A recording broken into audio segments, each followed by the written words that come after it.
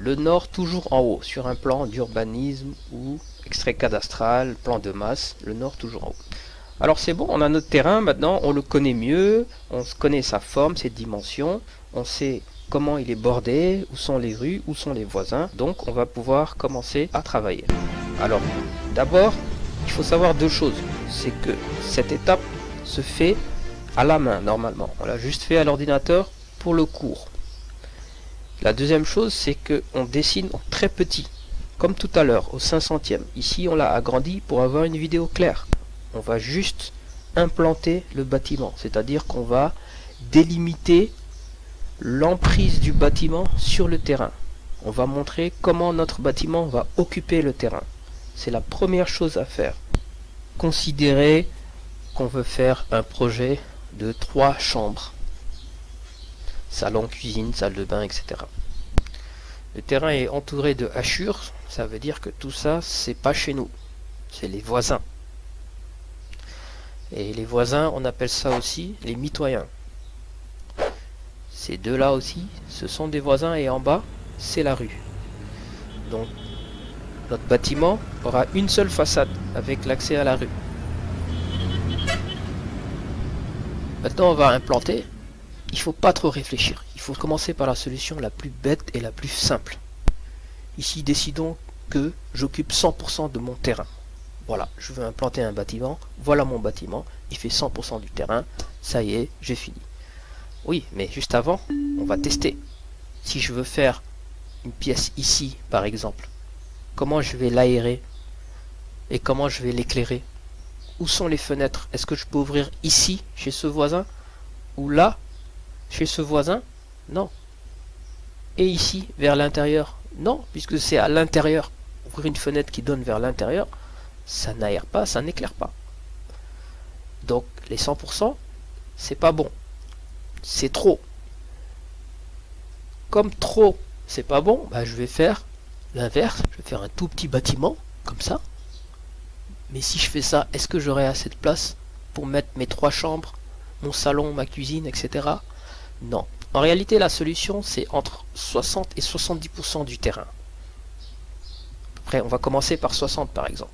Comme on dessine à la main, on ne sait pas c'est quoi 60, on va commencer par 50.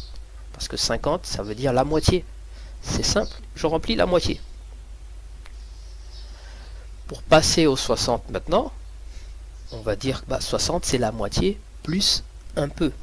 Et on arrive à nos 60%. On va vérifier si ça marche. On refait la même chose que tout à l'heure. Je mets une pièce.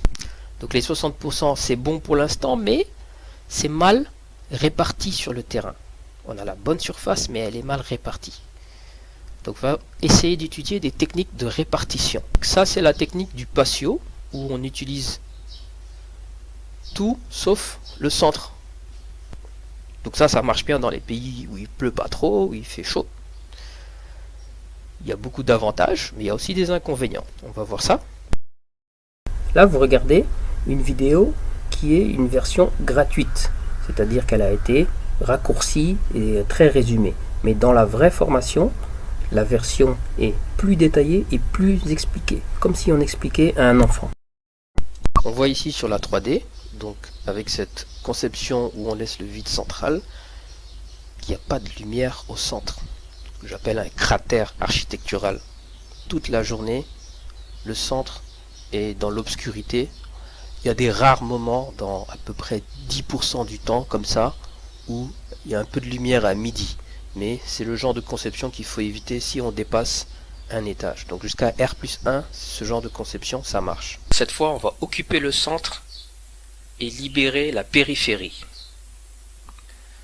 Mais pour avoir assez d'espace, pour atteindre quand même les 60-70%, pouvoir mettre toutes nos chambres, salons, bien comme il faut, on a rajouté ce petit espace.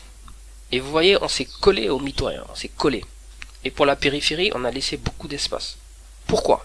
On va prendre un petit exemple pour expliquer ça. C'est une règle d'urbanisme.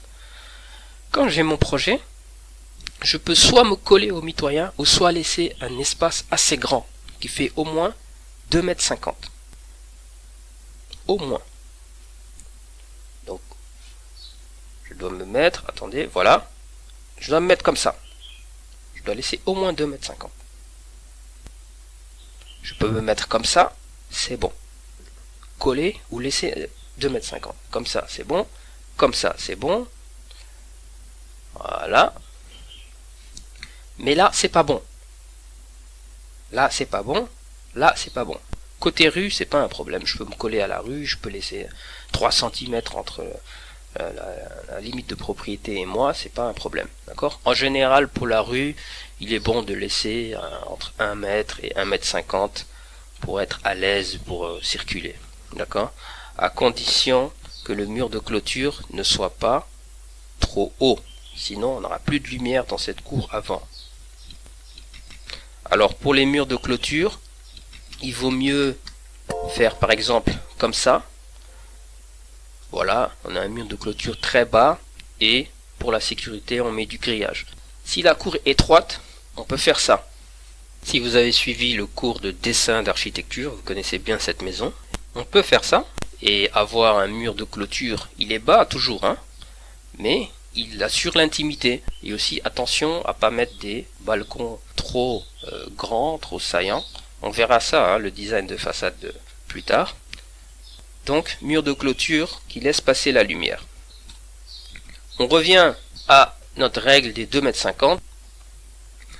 Donc ce projet, il est pas mal. On a une grande cour qui circule, qui est ininterrompue. Mais il y a d'autres projets qu'on peut voir.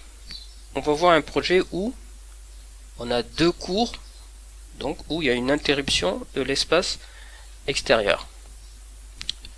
Voilà, c'est un projet comme ça avec deux L. Alors sur ce projet, le problème c'est qu'il n'y a pas de grand espace jardin. Il y a un L ici, un autre L ici vers le bas, mais il n'y a pas de grand espace jardin qui sera en face du salon. Ici dans la cour principale, il faut laisser au moins 5 mètres comme ça pour pouvoir loger un véhicule. Parce que créer un garage fermé dans un petit terrain comme ça, ça peut être une perte d'espace. Donc on va passer à un autre projet qui cette fois va nous donner l'opportunité de mettre en valeur le salon. Comment? En ayant une grande cour où on pourra mettre un beau jardin en face du salon. C'est ça qui valorise une salle de séjour. C'est pas que la surface. Vous voyez qu'il y a une grande cour ici où on peut mettre un beau jardin. Et ce qui est intéressant, c'est aussi qu'on a mis ce jardin côté sud. Le soleil, il est toujours au sud. Toujours. Dans l'hémisphère nord, en tout cas. Le soleil, il fait ça le matin. Pourquoi il est au sud? Parce que le matin, il arrive ici à l'est. Il fait ça vers 10h, 11h. Vous voyez, il passe par le sud. À midi, 13h, il est là, au plein centre. Et l'après-midi, vous allez voir qu'il repasse par le sud pour aller se cacher à l'ouest. Donc le sud, c'est là où il y a la lumière, la chaleur. C'est parfait pour les plantes, pour mettre une piscine par exemple. On a un autre espace. Mais on va voir que dans ce projet, il y a quand même un problème. Pourquoi? Ici, l'espace, on a laissé les 5 mètres pour mettre la voiture. En architecture, là, je suis en train de faire un cours, je vous présente des solutions toutes faites, mais c'est bien qu'on se confronte aux étapes où il y a des problèmes. Je pense que vous avez deviné, c'est dans notre fameuse zone qui est toujours mal aérée et mal éclairée. Ici, c'est parfait. Parce que c'est notre salon, comme on a dit, il sera en face d'une cour jardin, il aura deux ouvertures opposables. Ici, en rouge, c'est l'entrée. Toujours centrer l'entrée au maximum dans les projets. Il ne faut surtout pas entrer par là. Pourquoi il ne faut pas entrer par là, par une extrémité? Mais parce que tout ça, ça va devenir de la circulation après. Et vous allez perdre beaucoup d'espace. Ici, on pourra mettre en bleu la cuisine. Et là, c'est le problème. On pourrait peut-être régler ça en mettant les escaliers ici, par exemple, ou des rangements et tout. Mais ça fait quand même perdre beaucoup d'espace.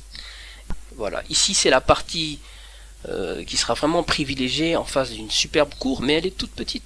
On pourra mettre peut-être une chambre d'enfant et des toilettes. C'est dommage. Donc il faut reconfigurer ce projet. Aussi, il y a un autre problème. La cour avant, elle est là. elle nous permet de mettre le véhicule et d'avoir une entrée centrée. Mais le problème, c'est qu'ils sont à l'étroit tous les deux. Et on avait dit qu'on ne pouvait pas entrer par là. Donc il faut qu'on trouve un acte qui va donner toutes les solutions. Parking plus entrée à l'étroit, ça c'est pas un problème.